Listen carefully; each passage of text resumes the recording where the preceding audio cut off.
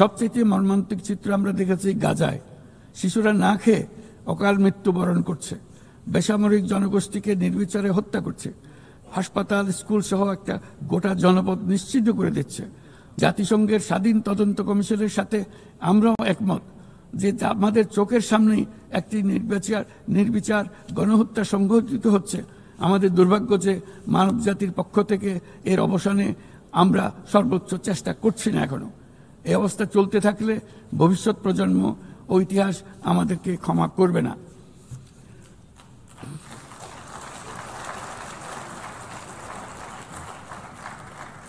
বাংলাদেশের জনগণ এই বিশ্বের বিবেকবান নাগরিকদের পক্ষ থেকে আমি আবারও জোরালো দাবি জানাচ্ছি যে পূর্ব জেরুজালেমকে রাজধানী করে একটি স্বাধীন ফিলিস্তিন রাষ্ট্র গঠনের মাধ্যমে এই সমস্যার দ্বিরাষ্ট্রীয় ভিত্তিক সমাধান এখনই বাস্তবায়ন করতে হবে।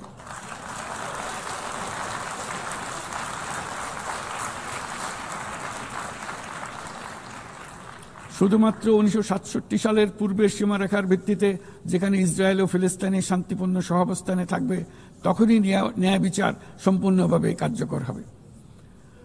মাননীয় সভাপতি, বাংলাদেশে আমরা বিশ্বাস করি যে আমাদের একটি শান্তির সংস্কৃতি আমরা গড়ে তুলব, যেখানে সর্বস্তরের সহনশীলতা, অহিংসা, সংলাপ ও সহযোগিতার মূল্যবোধ প্রতিষ্ঠিত করা হবে। গত 3.5 দশক ধরে জাতিসংঘের শান্তিরক্ষা কার্যক্রমে অন্যতম শীর্ষ শান্তিরক্ষা প্রেরণকারী দেশ হিসেবে আমাদের অংশগ্রহণ বৈশ্বিক শান্তি ও নিরাপত্তার প্রতি আমাদের নিরবিচ্ছিন্ন অঙ্গীকারের এক বাস্তব প্রমাণ। এমনকি এই মুহূর্তে প্রায় 6000 বাংলাদেশি শান্তিরক্ষী বাহিনী বিশ্বের সবচেয়ে সংঘাতপূর্ণ অঞ্চলগুলোতে জাতিসংঘের আওতায় দায়িত্ব পালন করছে।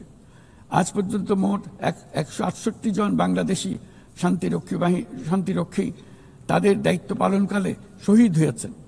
একাধিক গবেষণায় একথা বারবার প্রমাণিত হয়েছে। জাতিসংঘের শান্তিরক্ষা কার্যক্রম অন্য যে কোনো একপাক্ষিক শান্তিরক্ষা উদ্যোগের তুলনায় অধিক টেকসই এবং কার্যকর। তাই বিশ্বের শান্তিরক্ষাকারী এই কার্যক্রমের ধারাবাহিকতা ও কার্যকারিতা রক্ষায় আমরা জাতিসংঘের শান্তিরক্ষা অভিযানের জন্য স্পষ্ট ও বাস্তবসম্মত ম্যান্ডেট এবং পর্যাপ্ত বাজেট বরাদ্দের দাবি জানাচ্ছি।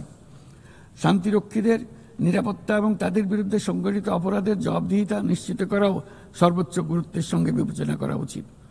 দেশে এবং আন্তর্জাতিক পরিসরে বহু ভাষিকতাকে বাংলাদেশ সক্রিয়ভাবে উৎসাহিত করে, কারণ আমরা বিশ্বাস করি যে ভাষাগত ও সাংস্কৃতিক বৈচিত্র্য পারস্পরিক বোঝাপড়াকে আরও গভীর করে।